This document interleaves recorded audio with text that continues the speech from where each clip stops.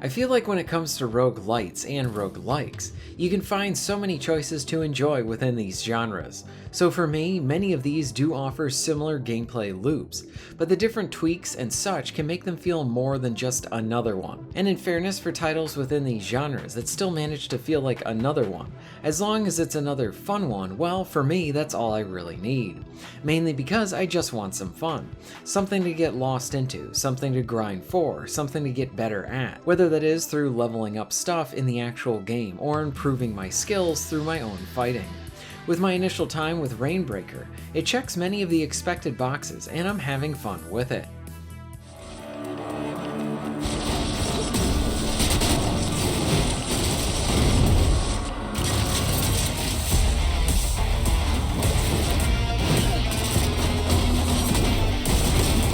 Trap set.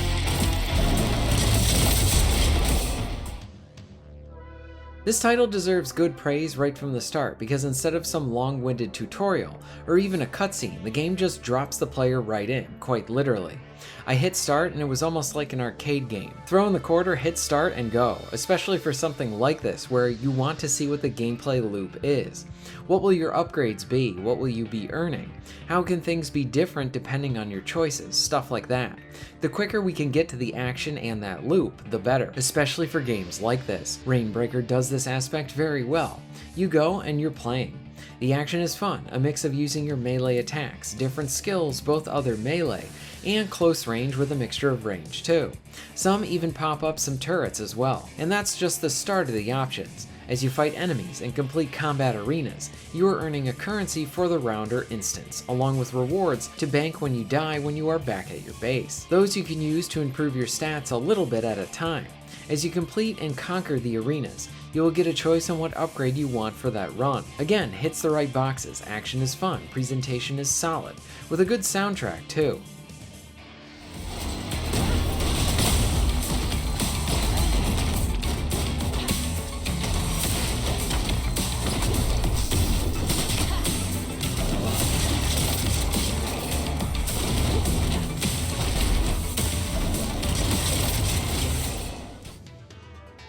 With dying, replaying, and trying to push through. Along with death, you're even going to see new rooms as you keep repeating the same part again and again.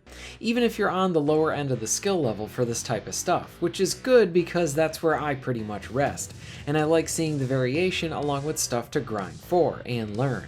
I like the loop here, fun action, quality rewards, options to change on the ones that you want, and adding to that personalization on a run, along with what permanent upgrades you can get too when you bring that stuff back to your base. There's even optional fights while on a run, if you want to go for those additional upgrades along with the risk. The use of traps is cool too, in that there are opportunities to use them against the enemies. As an overall thing, this is a fun title. Checks the fun and expected boxes for the genre. Gives me those reasons to want to run through everything again, even just to earn more rewards to increase my character's chances at a better run, while also learning to read enemies better to react better from their attacks. Reignbreaker is pretty good. You think you got me? Ouch!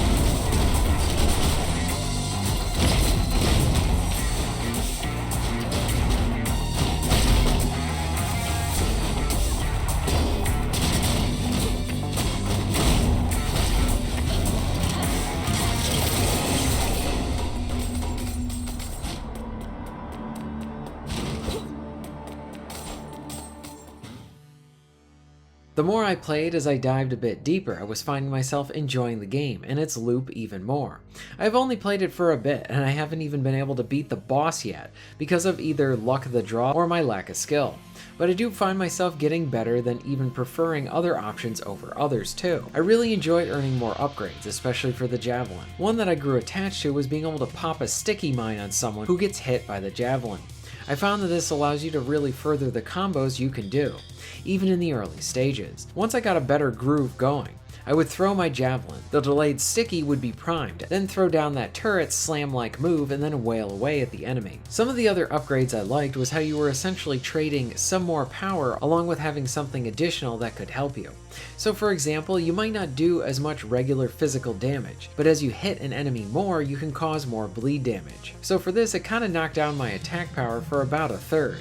But at the same time, I could then stack bleed effect damage on enemies, being able to do more without even touching them. For my personal style, I preferred this. I would just need to land a few hits and then get the bleed damage going, and then jump and zip to another target to get some bleed going there on them as well. Again, this might not be the style that you want to go for, but this is where the little tweaks and adjustments on what upgrades you pick makes instances feel a bit more unique. And once you get past a bit of the initial getting your feet wet stage, you then start favoring certain options over others, and then trying to actively seek out those to really make the build that you prefer. This is another one, most certainly. You know your long form and short term progression, so if you are not as good, like say someone like me, or just want to find stuff to grind forward to keep certain upgrades that you can have going on in the background and all of that, you can do that. At least so far between with the pink crystal upgrades. You can use those in conjunction with the new javelins that you find to start tweaking and upgrading your character. It's here where you start choosing which ones you want, so that you have those starting buffs for each of your runs, trying to find the upgrades and finding those combos and then manage your debuffs. All of this will net with something that you're really looking for. Experimentation is fun too. Maybe an option is better than what you had tried before. Maybe it has you considering other options that are worth doing, and then you find a new favorite that you never really thought was even a really good way to go. Maybe you want to favor stunning foes instead of trying to maximize your damage output or health. Maybe you go for being more of a tank. Maybe you go for those bleeding options I ended up favoring. Money can be earned and used while on those runs, and this furthers those choices for the player.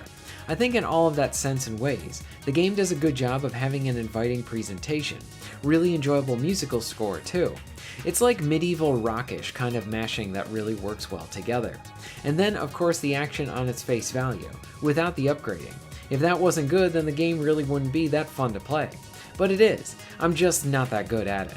I am interested to hear from players that have a higher skill level than I do, and see what they think about this game.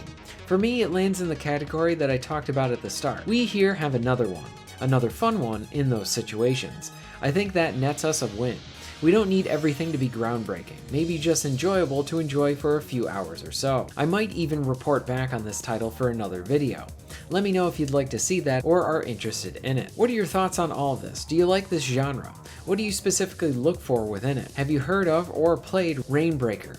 Let me know in the comments down below. If you're interested in supporting the channel, please check out my Patreon page. For just $1 a month, you can help to keep this channel going strong, and this allows me to be able to do more for my awesome audience. Please check out the links in the description and pinned comment for ways to support the channel. And most of all, thank you very much for watching.